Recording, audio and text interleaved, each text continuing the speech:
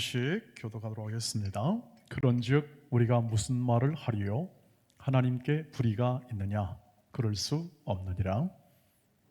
이르시되 내가 긍휼히 여길 자를 긍휼히 여기고 불쌍히 여길 자를 불쌍히 여기리라 하셨으니, 그런즉 원하는 자로 말미암음도 아니요 다른 박질하는 자로 말미암음도 아니요 오직 긍휼히 여기시는 하나님으로 말미암음이니라. 성경이 바로에게 이르시되 내가 이를 위하여 너를 세웠으니 곧 너로 말미암아 내 능력을 보이고 내 이름이 온 땅에 전파되게 하려 함이라 하셨으니, 같이 읽습니다. 그런즉 하나님께서 하시고자 하시는 자를 긍휼히 여기시고 하고자 하시는 자를 완악하게 하시느니라. 아멘. 오늘 말씀을 보시면 조금 이해하기 어려운 부분이 담겨 있는 것을 볼 수가 있습니다. 하나님이 이렇게 마지막 절, 오늘 본문 마지막 절을 보시면, 그런즉 하나님께서 하고자 하시는 자를 긍휼히 여기시고 하고자 하시는 자를 완악하게 하신다. 예수를 잘 믿는 분들은 그냥 하나님이 하신 일이니까 다 하나님 뜻대로 되는 거 아니냐, 이렇게 이제 생각을 합니다만, 예수를 안 믿는 분들은 하나님 좀 자비가 없으신 분 같다. 하나님이 어떤 사람은 좋아하고 어떤 사람은 싫어하는 거냐, 이제 그 생각을 할 수 있지 않겠습니까? 13절 말씀 한번 보세요. 우리 지난주에 했던 본문의 말씀도 이런 질문을 낳게 만들 수 있는 본문입니다. 기록된 바 내가 야곱은 사랑하고 에서는 미워하였다 하심과 같으니라. 한 부모 밑에서 난 자녀들인데 하나님이 한 사람은 좋아하고 한 놈은 미워하고, 이런 식으로 이게 말씀이 기록된 거 아닌가? 이렇게 단적으로 보시면 그런 것 같습니다. 하나님의 행하심이 이렇게 다르니까요.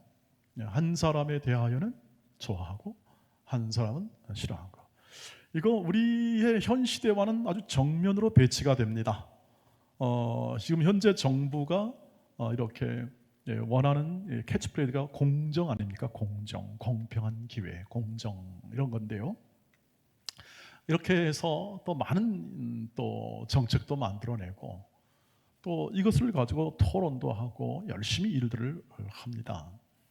다 그 공의로움, 공정, 이런 문제죠. 하나님이 이 말씀대로라면 좀 공평한 하나님이 아닌 것 같다. 왜 한 사람은 미워하고 한 사람은 사랑하시는가? 이것에 대하여, 이런 질문에 대하여 오늘 사실은 바울이 답할 수 있는 가장 좋은 예를 들어 하나님의 공의로우심, 또 긍휼하심, 하나님의 행하심을 아주 분명히 우리에게 잘 가르쳐 줍니다. 이 말씀을 좀 더 확장하기에 앞서서 근본적으로 우리가 하는 일은, 우리가 얼마나 좋은 일을 하고 잘하느냐를 우리가 추적하고 또 생각하는 것보다 더 중요하게 하나님이 말씀을 통해서 하시고자 하는 뜻과 우리를 어떻게 대접하고 어떻게 이끌고 가실 것인가를 명료하게 확인하고, 그것을 오늘의 삶 가운데 우리의 생활과 우리의 가정과 일터와 삶 속에 그것을 실행하는 것에 초점을 맞추는 것이 가장 유익하고 가장 설교의 목적에 부합하는 것이기 때문에, 하나님이 어떻게 행하시는가, 하나님이 어떻게 일하시는가를 여러분과 여러분의 삶에서 언제나 초점을 맞추시고 함께 설교를 함께 나누시기를 바라겠습니다.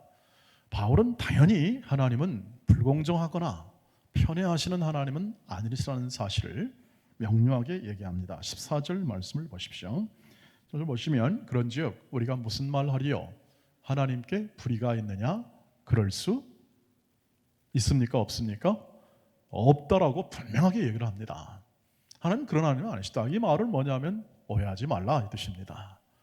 세상 사람들이 하는 이런 말들은 다 오해, 무지에서 비롯된다 하는 것을 얘기를 합니다. 그러면서 15절, 16절에서 이렇게 얘기합니다. 모세에게 이르시되 내가 긍휼히 여길 자를 긍휼히 여기고 불쌍히 여길 자를 불쌍히 여기리라 하셨으니, 보세요.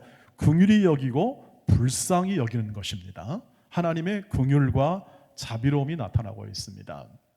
16절, 그런즉 원하는 자로 말미암도 아니요 다른 박한 자로 말미암도 아니요 오직 긍휼히 여기시는 하나님으로 말미암음이니라. 아멘. 하나님으로부터, 하나님의 긍휼로부터 나오는 겁니다. 하나님의 사랑으로부터 나오는 것이지, 이 싫어한다 혹은 또 미워한다 혹은 또는 완악하다, 이 표현은 그 사람을 정말 일부러 아무런 죄도 없는데 벌 주거나 아무런 연고 없이 어떤 완악함에 그냥 놔두는 것이 아니라는 겁니다. 근본적으로 하나님의 행하심은 긍휼과 자비, 즉 사랑으로부터 흘러나오는 긍휼과 자비로운 전적인 하나님의 행동이십니다. 하나님의 일하심이라고 하는 사실을 얘기를 한다는 것이죠. 그래서 그 예로 하나님이 그냥 무조건 불공정하게 편애하게 편협한 그러한 시각으로 하나님이 일하시는 것이 아니라, 하나님은 크고 놀라운 원대한 계획과 그리고 인간이 상상할 수 있는 범위를 넘어서는 하나님의 큰 위대한 사랑으로 그 일을 행하신다 하는 사실을 얘기합니다. 그 증거가 무엇인가 하는 거예요. 그 증거가 바로 바로의 이야기를 해주고 있습니다. 바로를 설명하면서 말씀을 보세요. 17절 말씀을 보시길 바랍니다. 17절 말씀이 이렇게 되어 있습니다. 성경이 바로에게, 같이 읽겠습니다. 성경이 바로에게 이르시되 내가 이 일을 위하여 너를 세웠으니 곧 너로 말미암아 내 능력을 보이고 내 이름이 온 땅에 전파되게 하려 함이라 하셨으니라고 되어 있습니다. 성경이 바로에게 이르시되, 출애굽기 9장에서 나오는 말씀인데요. 이 말씀은 10재앙 가운데 10재앙 막 하잖아요. 그 중간쯤 6개 재앙이 나오고 그 다음에 중간쯤 하는 말씀인데요. 성경이 바로에게 바로에게 이르시되 내가 하나님이 이 일을 위하여 바로를 세웠다고 합니다. 바로를 세우시는 겁니다. 바로를 세웠는데 그 바로를 세운 목적이 뭐냐 하면 바로를 통해서 하나님의 능력을 보이고 하나님의 이름이 온 땅에 전파되게 하려고 바로를 세웠다고 합니다. 여러분 주목할 건 뭐냐면 바로는 하나님이 세운 사람입니다. 이것을 이해하셔야 합니다. 다시 말하면 세상에 있는 모든 권세와 권위는 하나님이 세우십니다. 이 뜻을 말하고 있습니다. 그러니까 바로는 자연적으로 부모 밑에 왕족으로 출생하여 자연스럽게 왕이 되고, 그래서 사람의 힘으로 왕이 되었다 이렇게 성경이 기록하지 않습니다. 하나님이 세웠다고 합니다. 그리고 하나님이 지금 10재앙을 부으시고 계시는 겁니다. 지금 그 목적이 뭐냐? 전부 다 하나님의 이름, 이 일을 통해서 하나님의 이름이 드러나는 겁니다. 왜요? 하나님을 아는 것이 구원이니까요. 하나님을 모르니까 무지하고, 하나님을 모르니까 빈 인생을 살며, 하나님을 모르니까 자기 뜻대로 살고 자기 목적대로 살고 자기의 영광을 따라 살고, 그 삶을 산 결과는 누구나 어느 사람이나 내가 잘 살았다 이런 사람 한 사람도 못 봤습니다. 언제나 후회가 남기 마련이고, 언제나 그 마음 가운데 안타까움과 후회의 그 마음이 있게 마련된 인생을 살아갈 수밖에 없는 인생을 살아가는 것이죠. 그런데 어떻게 합니까? 오늘 말씀을 보시면 하나님이 세웠다는 건 뭐냐면 하나님이 간섭하시고 하나님이 다스린다. 이렇게 하나님의 행하심은 하나님이 모든 만물을 만드시고 그 하나님이 만드신 만물에 있는 모든 피조물을 하나님이 다스린다. 그러니까 세상 왕이라 할지라도 자연적으로 낳고 자연적으로 출생해서 자연스럽게 한 가문과 사람으로 태어난 것 같지만 그 안에는 하나님의 섭리와 하나님의 주권적인 하나님의 다스림이 있다는 사실을 성경이 얘기해 주고 있는 거죠. 그것도 변함없이 저와 여러분도 마찬가지입니다. 지금 있는 이 나라 정부나 전 세계에 있는 정부나 모든 것에 대하여 지금 하나님은 전 우주를 통해서 하나님의 구속의 역사를 이뤄가는 가운데 나타난 사람들입니다. 나타난 권위들입니다. 하나님의 모든 다스림 안에 있다는 겁니다. 근데 다스림을 받지 않지요. 하나님의 간섭과 다스림을 순종하지 않습니다.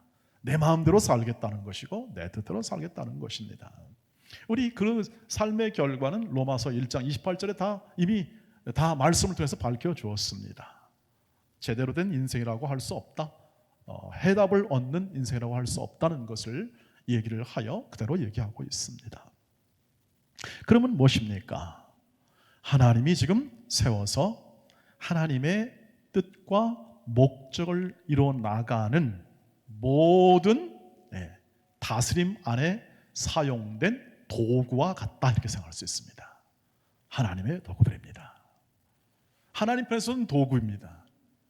우리 각자가 서로 다 우리 한 인격을 다 넘을 수 없는 각각 동등한 인격을 가진 한 존재이기 때문에 우리는 한 인간에 대해서 넘어설 수 있는, 내가 나보다 다 뛰어납니다라고 말하는 것은 교만이라는 것을 우리는 잘 알지 않습니까?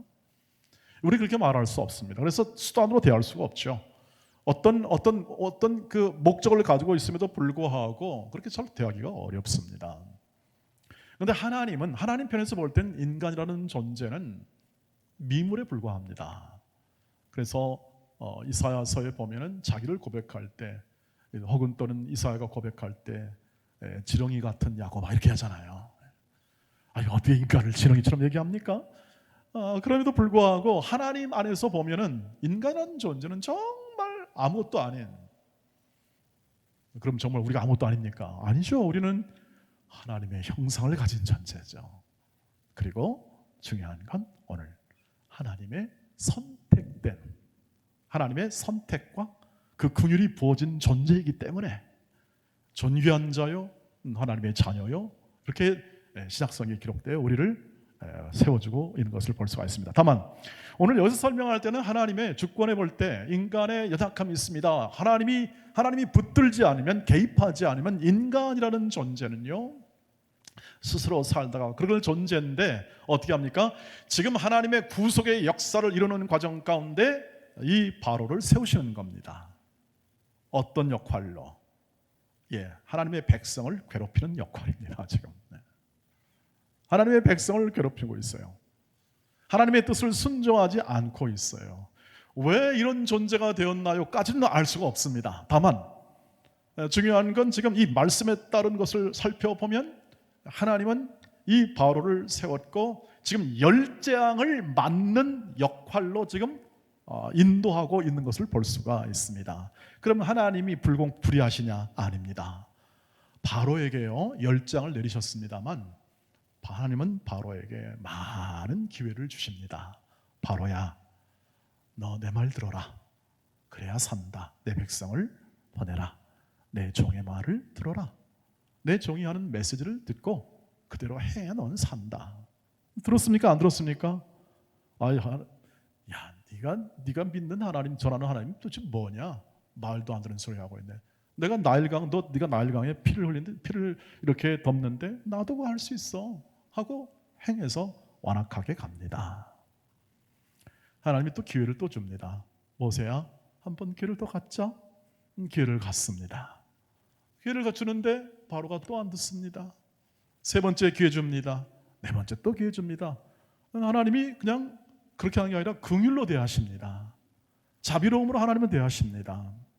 이 모든 것을 대하심을 통하여 계속 이 바로도 제대로 된 역할, 하나님의 백성을 위한 역할, 이 역할을 하도록 기회를 계속 허락해 줍니다. 그러나 그는 열장이 계속될 때까지 끝까지 버팁니다. 끝까지 버텨요. 버티다가 열장째 가는 날에는 도저히 견딜 수가 없고 그래서 하나님 항복합니다. 항복. 우리로 말하면 회개죠. 돌이키는 겁니다. 돌이켜서 백성 데리고 가라 하는 것이죠. 여러분 그 과정 속에서 얼마나 많은 고난을 당했습니까? 인간이라는 존재가 얼마나 옹고집이 센지 하나님 앞에서 언제든지 그렇게 열장을 두드려 맞고도 내가 가진 권세, 힘, 능력, 이 지혜를 끝까지 의지해서 도무지 그것을 돌이키지 않는 게 인간이라는 것을 보여주는 겁니다. 특별히 똑똑하고 권력 있고 많이 가진 그러한 삶을 통해서 내가 하나님 없이도 내 인생과 내 삶을 분명하게 잘 이끌어갈 수 있습니다 라고 말하는 사람들의 대표가 아니겠습니까?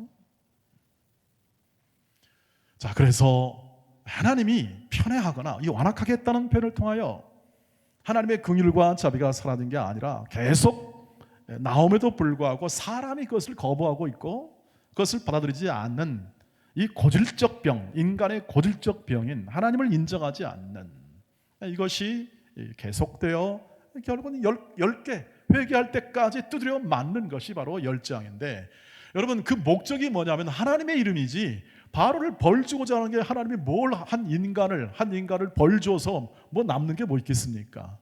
미물을 옆에 치웠다고 해서 하나님이 남는 게 뭐 있겠어요? 하나님은 그런 분이 아니라는 뜻을 얘기합니다. 하나님은 일양 미쁘시고 자비로우셔서 그를 끝까지 설득하고 인내하고 완악한 길에서 벗어나 하나님을 만나고 하나님을 뜻을 순종하는 그러한 인생을 살도록 기회를 주시는 거죠. 마침내 그렇게 하도록 하잖아요. 그렇게 마침내 하잖아요. 하나님의 뜻을 따르잖아요. 이제는 하나님의 자비로우심이 일하심이라. 그래서 저와 여러분이 생각하는 것은 하나의 드라마로서 구약에 있는 이 구원하시는 이 하나님이 각 사람을 통해서 역사하시고 그리고 세우시고 폐하시고 그리고 이루시고 하면서 하나님의 뜻을 이루어 가시는데 뭘로 하느냐? 긍휼의 풍성한 하나님의 사랑과 자비로우심으로 그걸 행해요. 그러니까 오해를 하지 마셔야 됩니다. 하나님은 구약에 저렇게 민족의 전쟁을 일으켜서 그냥 쓸어버리고 다 진멸하는 그 모든 행위가 근본으로는 언제나 긍휼과 자비로우심으로 행하는 일이고 각각 공의롭기 때문에 어떻게 합니까? 심판을 받아야 합니다. 그러니까 심판도 하나님의 자비로움과 긍휼로 말미암아 거기에 대한 분명한 이 공의를 이루시는 이 하나님의 자비로우심의 근거로서 심판이 나오게 되는 겁니다. 믿는 사람에게는 그래서 징계는 하나님의 은혜입니다. 인간을 아끼고 사랑하기 때문에 심판을 주십니다. 그렇지 않으면 놔두면 됩니다. 그대로. 이것이 하나님의 인도하심과 긍휼하심이 어떻게 나오느냐, 그것을 설명하는 성경의 설명이고 이해입니다. 이미 이해하신 분들이 계실 것이고 또 오늘 더 풍성히 이해하시고 마음속에 담아주시기를 주의 이름으로 축복합니다. 하나님은 절대 편애하시거나 불공정하거나 불의하신 분이 아니시라. 사랑으로서 공의를 만족시킬 수 있는 유일한 존재입니다. 이 세상에서. 우리가 이것을 이 문제를 어렵게 바라본 이유 중에 하나는 뭐냐면 우리는 사랑이라는 것과 공의라는 것을 둘 다 만족시키기가 참 어려운 존재들입니다. 아니 공정 하나 자체도 만족시키기 어렵죠. 지금 이 정부에서 열심히 말씀드린 대로 공정을 캐치프레이즈를 가지고 공정하게 합니다만 제가 예언하건대 어렵습니다. 너무 기대하지 마십시오. 기도를 해야죠. 공정, 인간이 만들 수가 있는 주제가 아닙니다. 하나님의 관점에서 보면 인간이 만들 수 있는 주제가 아닙니다. 제가 이 말씀 드리는 것은 우리 기독교는 공정하지 않아도 된다 이 뜻이 아닙니다. 우리는 당연히 한 시민으로서 한 그리스도인으로서 공정과 그리고 상식과 윤리에 기반하여 우리 있는 모든 이웃들과 함께 조화롭게 살아가고 평화롭게 살아가는 것이 우리 믿는 자의 당연한 할 일임을 성경은 얘기하고 있고 그것이 당연합니다.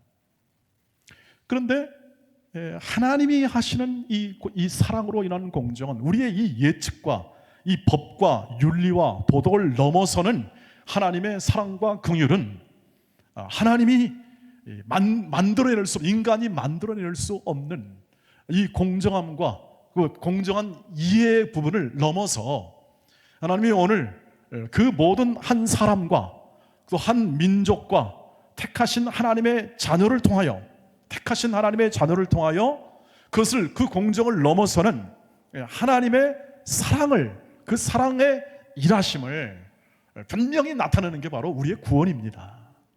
우리의 구원. 그래서 우리는 양립할 수 없는 이 두 가지 주제를 가지고 고민하는데 하나님은 전혀 고민이 안 되시는 분입니다. 그 방법이 뭐죠? 십자가였습니다. 예수를, 그 아들을 보내서 아들을 죄의, 즉 심판의 제물로 드리고 그로 그 죄를 다 담당하고 하나님이 담당하시는 거죠. 자기가 친히 담당하고 그것을 자유케 했습니다. 공정함을 이루었다는 뜻이죠. 하나님의 공의를 이루시는 거죠. 근데 그것이 십자가의 가장 중요한 주제임을 여러분이 아시리라고 생각합니다. 그러니까 오늘 하나님의 그 일하심은 이렇게 신비하고 또 오묘하고 그리고 광대하다는 뜻이다. 한 사람을, 한 민족을 구원하시고 한 민족을 택하사 혹은 또는 한 어떤 약속의 자녀를 택하사 그 일을 이루시는 하나님은 인간의 생각과 인간을 뛰어넘는 한 국가 단위와 전 민족 단위를 넘어서는 큰 사랑으로 이 모든 각 사람을 인도하기 때문에 우리가 감히 어떻게 이렇게 연약한 지혜를 가지고 그것을 판단하여 힐난하거나 그것을 오해하여 그것에 대해서, 하나님에 대해서 불평할 수 있겠는가? 그것은 맞지 않다. 다음 주에도 이것이 계속 연결되겠습니다만 우리의 모든 이해는 하나님의 구원하심에 비하여 너무나 빈약하기 때문에 하나님이 예수를 통해서 진정한 너희가 자라가고 구원을 확신할 수 있는 가장 중요한 것 중 하나는 요한복음 17장 3절에서 영생은 하나님을 아는 것과 주 예수 그리스도를 아는 것이라고 했습니다. 우리가 얼마나 많은 것을 했느냐, 내가 신앙생활을 해서 어떻게 많은 것을 이루었느냐에 대한 부분보다 훨씬 더 중요한 건 얼마나 하나님을 알고 얼마나 예수 그리스도를 알고 그리고 그 하나님의 신비하신 일하심을 우리의 마음 가운데 잘 새겼느냐가 중요하다 하는 것을 성경은 얘기를 해주고 있습니다. 놀랍지 않습니까? 이것을 이해하게 될 때 기가 막히다는 거죠. 하나님의 일하심은 도무지 측량할 수 없다. 놀라운 이 하나님의 일하심을 내가 조금이라도 좀 맛보아 알면 더 좋겠다 하는 것들이 우리 기도 제목이 되어야 할 줄 믿습니다. 하나님의 일하심입니다. 그 오묘하신 하나님의 일하심. 근데 그것을 조금 더 우리의 삶에 구체화시키도록 조금 더 이해하기 위해서 성경학자들이 연구한 게 뭐냐 하면 하나님의 일하심은 이렇게 이 모든 인간의 예측되는 일하심은 마치 한편의 드라마와 같구나 하는 사실을 이해하게 된 겁니다. 다시 말하면 이 바로를 세우시는 하나님이 구원의 역사를 쓸 때 바로를 세워서 역할을 맡긴 것처럼 하나님의 구속사에 있어서 이렇게 다양한 사람들이, 구약에 나타난 다양한 사람들이 하나님의 쓰임을 받았습니다. 어떤 자는 악한 역할로 조연을 받았습니다. 바로가 그 역할 아니겠습니까? 이스라엘 백성을 괴롭힌 역할이었고, 그리고 또 이 바로는 끝까지 이렇게 완악한 모습으로 하나님의 백성을 괴롭히는 역할로 쓰임을 받았으나 바로에게도 역시 하나님은 긍휼과 자비로 대하사 그를 대우했습니다. 하나님은. 그리고 하나님의 뜻을 이루셨다. 그러니 여러분 드라마를 보실 때 왜 이런 조연 가운데 악한 자를 이렇게 드라마에서 쓴나 하는 것을 우리는 이해할 수 있을 겁니다. 작가들이 왜 드라마를 하면서 언제나 선한 주인공을 딱 중심으로 삼죠? 삼습니다. 착한 일을 합니다. 선한 일을 합니다. 선한 사람으로서 주인공을 딱 삼으신 다음에 그 다음에 조연들을 보냅니다. 근데 좋은 조연도 있고 또 악한 일로 쓰이는 조연이 있습니다. 악한 일로 쓰이는 조연은 알죠? 악소리 나고 또 폭력적이고 그 다음에 또 할 말 못할 말 그냥 다 퍼부으며 주인공한테 하여튼 사람이 할 수 있는 모든 악한 수단을 다 말과 행동으로 써가지고 괴롭히는 역할도 있지 않습니까? 이런 사람들이 꼭 배치됩니다. 그래서 그것이 좀 심하면 막장 드라마가 되는 거죠. 그런데 사람들은 막장 드라마 잘 본답니다. 그 유명한 그 작가 있죠, 김모모 작가. 그 사람 얘기하는데 막장이 사람들의 관심을 끈다 합니다. 막장이 없으면 재미가 없다, 뭐 이렇게 얘기도 해요. 이런 것이 있어야 주인공이 산답니다. 주인공이. 그리고 이것이 있어야 메시지가 전달될 수 있고, 풍성하게 메시지가 풍성하게 전달될 수가 있는 거죠. 그냥 착한 사람만 있으면 그냥 다 고만고만 착하게 살다가 어떻게 합니까? 끝 이렇게 되면, 여러분 생각해 보세요. 착한 사람만 계속 얼망졸망하다가 산다. 절대 사람이 관심을 갖지 않습니다. 네, 뉴스 보시죠. 어느 사람이 선행했던 이야기만 보냅니까?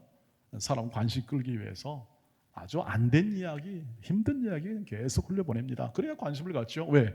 똑같으니까, 우리가 지금 힘들게 살고 있으니까요. 이렇게 악한 조연을 통해서 메시지, 선한 주인공을 통해서 삶에 대한 메시지, 작가의 메시지가 이게 풍성하게 전달이 됩니다. 바로는 악한 조연과 같았습니다. 비유로 말하자면 하나님의 이름을 증거하는 악한 그러한 역할로서, 조연으로서 사용된 것과 같다. 그러면 우리는 무엇입니까? 우리는 누굽니까? 선한 사람들이죠. 그것을 에베소서 2장 10절 말씀에서 보시죠. 에베소서 2장 10절 시작. 우리는 그가 만드신 바라 그리스도 예수 안에서 선한 일을 위하여 지으심을 받은 자니 이 일은 하나님이 전에 예비하사 우리로 그 가운데 행하게 하려 하십니다. 선한 역할로 부르심을 받습니다. 그러니까 고통이 있습니다. 그러니까 억울한 일도 만납니다. 답답한 일도 만납니다. 또 우리를 아주 힘들게 하는 사람도 만납니다. 아이고 난 좀 평안히 살았으면 좋겠다라고 이렇게, 아유 나 좀 편히 살았으면 좋겠다는 그런 이 하소연이 나올 만큼의 그런 힘들게 만드는 사람들이 종종 우리 곁에 있다는 얘기죠. 무슨 일입니까? 좀 우리가 좀 넉넉해질 수 있습니다. 그런 사람에 대해서도, 그런 우리 또 동료들에 대해서도 좀 넉넉해질 수 있다는 뜻이죠. 하나님의 인도하심이 그들에게도 있겠구나. 왜? 하나님의 자녀들 아닙니까? 우리가 하나님의 사람들 아닙니까? 우리가 하나님의 백성들 아닙니까? 이 백성들에게 향한 하나님의 영광과 그 은혜와 그 능력을 작가이신 성령께서 어떻게 합니까? 풍성히 메시지로 담기 위하여 힘들게 하는 사람도 만나게 하시고 그런 일을 겪게 하신다, 이 뜻이 되겠습니다. 참 아마 이렇게 50 중반 이상을 살아보신 분들의 삶의 그 모든 고백은 그것일 겁니다. 야, 이제는 뭐 멀지 않았다. 모든 게 약해져 가니까, 모든 게 부족해져 가죠. 쇠약해져 가죠. 모든 게 약해져 가고 줄여져 가야 됩니다. 활동량이나 먹을 것과 모든 삶의 내용이 줄여져 갈 수밖에 없는 것이 우리의 삶의 운명이고, 약해져가는 세대뿐 아니라 얼마나 세상이 악합니까, 여러분? 금방 이 세상 여기만 밖에 나가도 어제도 저도 겪고 많은 말도 안 되는 소리를 하고 또 적반하져도 이런 적반하게 없는 이 교통 이 환경 가운데서 막 큰 소리 쳐나가고 일방 통행을 가고 있는데요, 막 큰 소리 치며 가요. 비키라는 거예요. 반대편에서 오는 차가 비키라는 거예요. 세상에. 그러면서 막 욕하고 가더라고요. 그래서 아이고 하나님, 참 그런 세상에 제가 살고 있습니다. 그런 동네에 살고 있습니다. 우리 환경에 살고 있습니다. 예, 맞습니다. 그런데 하나님의 모든 인도하심 속에 있고 우리는 하나님의 자녀들로서 삶을 살고 있으니 어떻게 합니까? 어떻게 합니까? 데살로니가전서 5장 15절부터 보시죠. 같이 읽겠습니다. 시작. 삼가 누가 누구든지 악으로 악을 갚지 말게 하고 서로 대하든지 모든 사람을 대하든지 항상 선을 따르시기를 주의 이름으로 축복합니다. 우리는 선한 배역이니까요. 우리는 악하거나 혹은 또는 어떤 힘들게 하는 모든 일에 대하여 그것을 탓할 필요가 없는 하나님의 인도하심을 받고 약속의 말씀이 이루어지는 인생을 살고 있으니까요. 겉사람은 후패하나 우리의 속사람은 날로 새로워지는 거 아니겠습니까?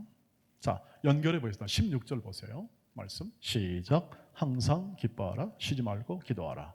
범사에 감사하라. 이것이 그리스도 예수 안에서 너희를 향하신 하나님의 뜻이니라. 여러분 16절부터는 다 이해하셨잖아요. 항상 기뻐하라. 쉬지 말고 기도하라. 범사에 감사했는데 15절부터 연결된다고 보는 것이 하나님의 뜻에 합당할 겁니다. 본문의 구조상. 항상 선을 따르라. 항상 기뻐하라. 항상 기도하라. 항상 감사하라. 이게 연결이 맞을 겁니다. 이게 하나님의 뜻이다. 왜? 우리는 선한 역할을 위하여 부르심을 받고 좀 핍박도 받아야 되고 어려움도 겪어야 되고 힘든 일을 겪으면서 어떻게 합니까? 하나님을 증언하는 겁니다. 하나님의 메시지 있죠? 작가의 메시지를 증언하는 삶으로 우리를 불러 우리를 오늘도 인도하고 계시고 우리를 거룩의 열매에 이르도록 영생에 이르도록 하나님 우리를 붙들고 우리의 삶을 인도하고 계심을 믿습니다. 잠시 받는 고난, 어려움들, 힘든 여건들, 병으로 인하여 혹은 또는 힘든 사람으로 인하여 내 곁에 있는 모든 아픔과 눈물, 이 모든 상황 속에서 하나님 그것을 아십니다. 그것을 아실 뿐만 아니라 여전히 우리를 붙들고 그것을 통하여 일하십니다. 하나님이 일하십니다. 하나님이 구원하십니다. 이 뜻입니다. 하나님이 변치 않게 그분의 자비와 사랑을 보내고 계시고 우리의 내면, 우리의 심령과 우리의 모든 생활 속에서 그것을 살게 하십니다. 그러니 여러분 선한 일을 위하여 부르심을 받은 자들이 일양 미쁘신 하나님을 마음에 굳게 담고 하나님이 말씀하신 십자가의 길을, 하나님이 원하시는 뜻의 길을 잘 걸으시기를 주의 이름으로 축복합니다. 항상 어느 누구에게나 무엇을 하든지 선한 결정, 선한 선택, 이 모든 것들은 선을 따라야 합니다. 여러분의 성격과 여러분의 모든 마음의 가치가 아닙니다. 여러분이 가지고 있는 살아왔던 모든 생애 속에서 내가 배워왔던 것으로 되게 그것을 행하고 선택하고 결정할 가능성이 많지 않겠습니까? 오늘 말씀을 알고 말씀을 배우고 하나님의 뜻을 이해했다면, 하나님의 선하시고 기뻐하시고 온전한 뜻이 무엇인지 분별했다면 그 분별력을 가지고 오늘도 순종하며 살아가시길 바랍니다. 그리고 그 삶은 거룩함에 이르는 열매를 맺게 되어 있기 때문에 우리의 인생의 존재에 분명한 열매를 가져오게 될 것입니다. 하나님이 기뻐하시는 삶의 열매는 의로움과 빛과 진리의 열매지, 우리에게 속한 모든 우리의 성공과 우리의 허락된 모든 이 삶에서 우리가 원했던 것만으로 이루어져 열매로 하나님이 삼으지는 않습니다. 하나님의 자비하심과 긍휼하심 때문에 우리의 기도를 응답하시고 우리의 때로는 떼씀도 응답하시나 오늘 하나님의 말씀이 요청하고 하나님의 말씀이 권면하는 가장 중요한 우리의 열매는 착함과 의로움과 진실함, 이런 것들이 여러분의 인격과 성품으로 이렇게 온전히 담아지는 거룩함이 이르는 열매입니다. 이것을 위하여 예수께서 죽으셨고 이것을 위하여 오늘 다시 오셔 우리의 인생을 부활 생명으로 반전시킬 소망을 가슴에 안고 오늘의 이 현실 속에서 우리의 삶에서 항상 사랑하는 인생, 용서하는 인생, 관용하고 우리 가진 것으로, 우리 가진 인격과 삶으로 이 선을 행하시는 모든 동원의 가족이 되시고 거룩함에 이르는 열매를 많이 추수하시는 우리 사랑하는 동원의 가족이 되시기를 주의 이름으로 축복합니다. 기도하겠습니다.